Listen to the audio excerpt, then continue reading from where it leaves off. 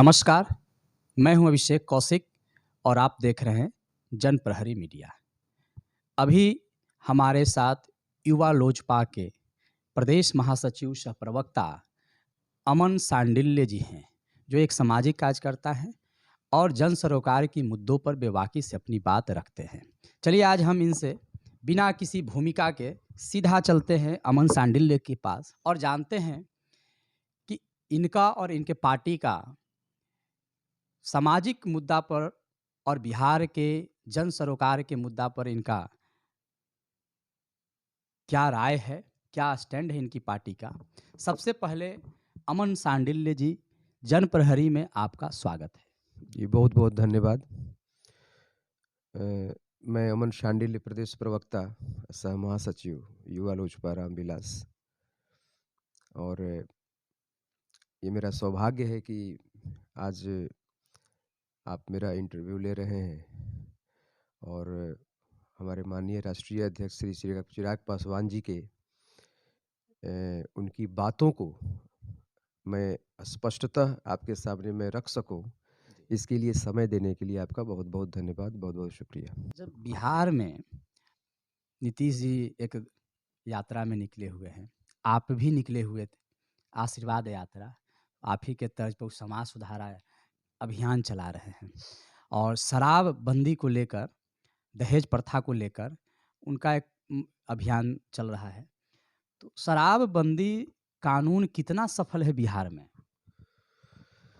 अभी कुछ दिनों से शराब से जितनी मौतें हुई हैं, जहरीली शराब से, हमारे राष्ट्रीय अध्यक्ष श्री चिराग पासवान जी हर उस घर में गए हैं जहां मौतें हुई हैं। उस पर इनके उत्पाद मंत्री का बयान था कि ये पूरी तरह से ये एक साजिश है और सरकार को बदनाम करने का प्रयास है।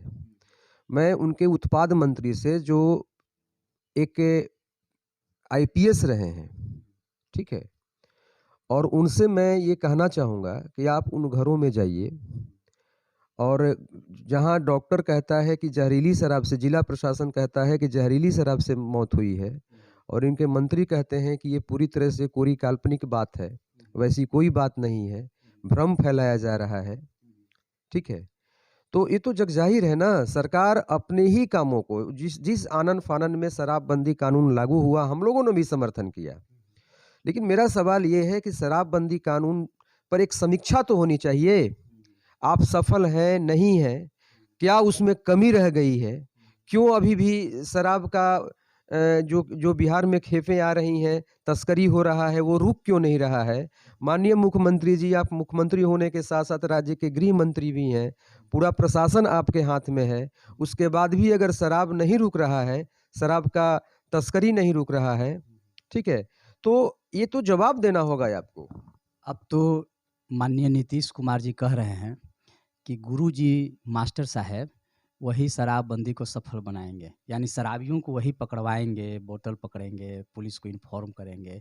ये फैसला कहाँ तक उचित है? बिहार सरकार में जितने भी हमारे माननीय गुरुजी लोग हैं, अब वो जो पहले की बात भूल जाइए कि गुरु को देख करके जब भी कोई शिक्षक किसी गांव में पहुंचते थे तो पूरा गांव उनका चरण स्पर्श करता था।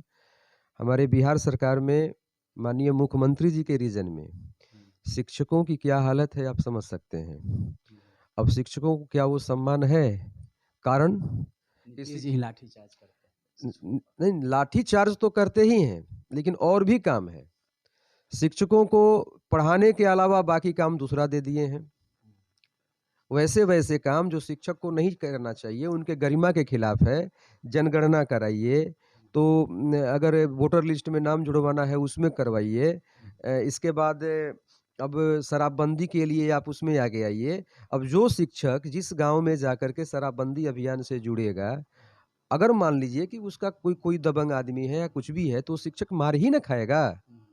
ये तो शिक्षकों को पिटवाने का एक तरीका है कि जो भी समाज में शिक्षकों के प्रति जो सम्मान है, उस सम्मान को ध्वस्त कर दो। अब शिक्षक मार खाएंगे, सीधे सीधे मार खाएंगे। इसके पीछे क्या वजह है?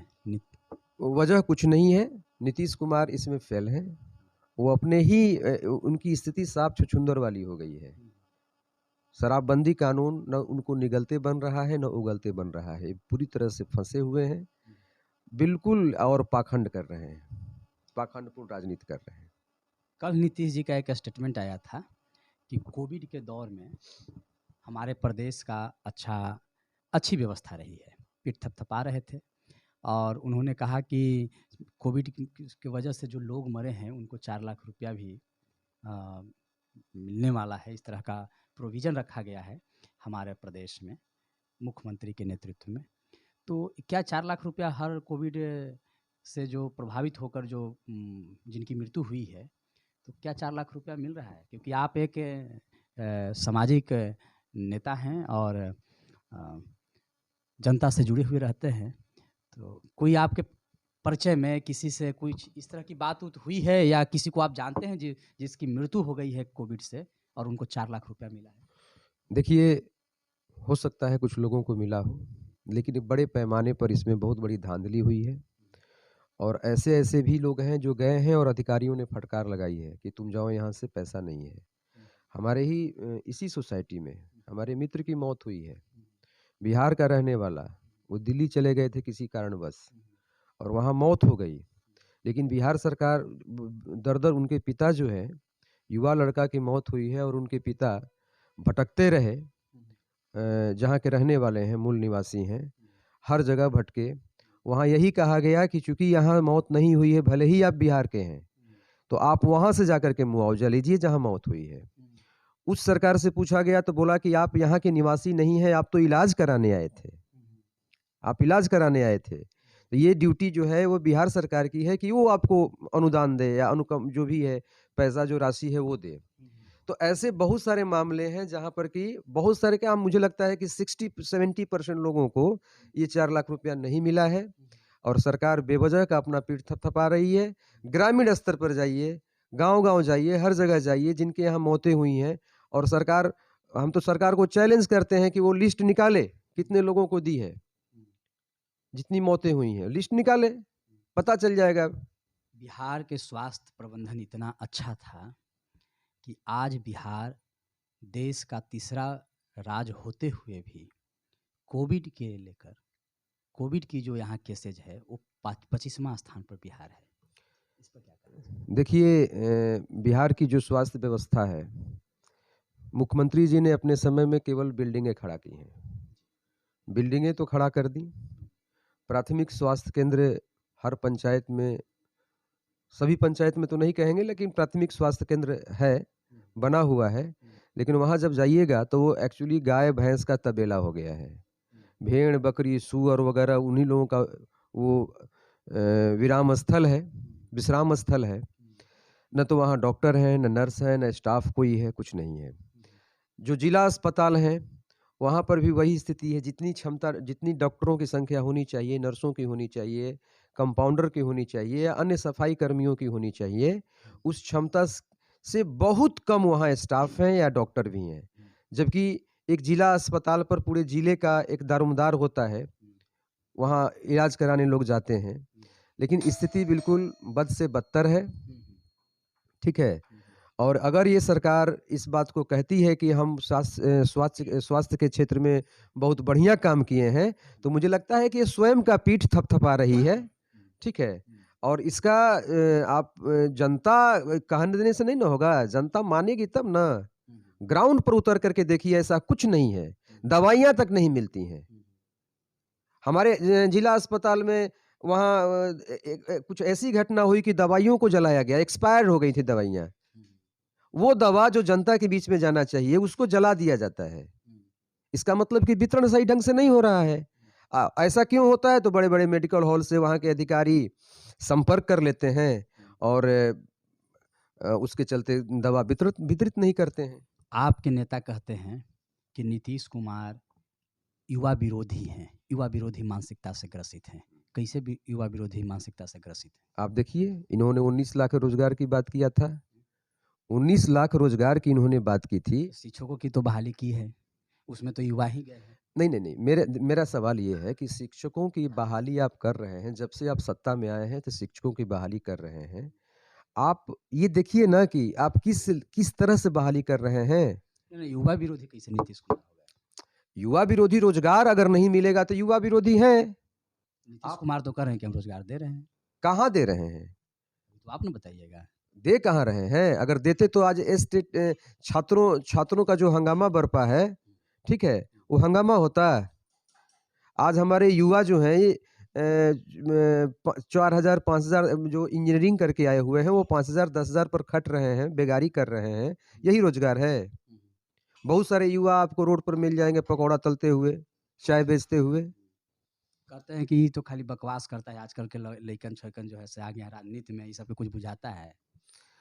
तो माननीय मुख्यमंत्री जी, अगर आप ही को सब कुछ समझ में आ रहा है, तो आप याद रखिए कि 2025 के चुनाव में जनता आपको बहुत कुछ समझा देगी, और खास करके युवा वर्ग आपको समझाने के लिए तैयार हो चुका है। बिहार फर्स्ट, बिहारी फर्स्ट कैसे होगा? देखिए, हमारे राष्ट्रीय अध्यक्ष माननीय श्री चिराग पासवान जी को मुख्यमंत्री बनने दीजिए। 2025 तक वेट कीजिए। नया नेतृत्व होगा, युवा के हाथ में बिहार की बागडोर होगी, और उसके बाद आप देखिएगा किस तरह से बिहार का नक्शा बदलता है, बिहार का परिदृश्य बदलता है। माननीय मुख्यमंत्री जी से मेरा आग्रह है कि आप बूढ़े हो चुके हैं, थक चुके हैं, अब आपकी क्रिएटिविटी खत्म हो चुकी है, नई सोच आपके साथ नहीं है, नई सोच पनप नहीं रही है, तो रास्ता क्लियर कीजिए। और हमारे जो युवा नेता हैं, पढ़े लिखे, चरित्रवान, नीतिवान, हर मामले में बेहतर, उनको 2025 में हम लोगों का एक ही टारगेट है कि उनको मुख्यमंत्री बनाया जाए। उसके बाद देखिएगा कि किस तरह से बिहार फर्स्ट, बिहारी फर्स्ट होता है। ये थे अमन सांडिल्य जी, प्रदेश महासचिव सह प्रवक्ता युवा लोजपा। बिहार फर्स्ट, बिहारी फर्स्ट कैसे होगा 2025 का आप इंतजार करिए। मैं हूं अभिषेक कौशिक, आप देख रहे थे जनप्रहरी।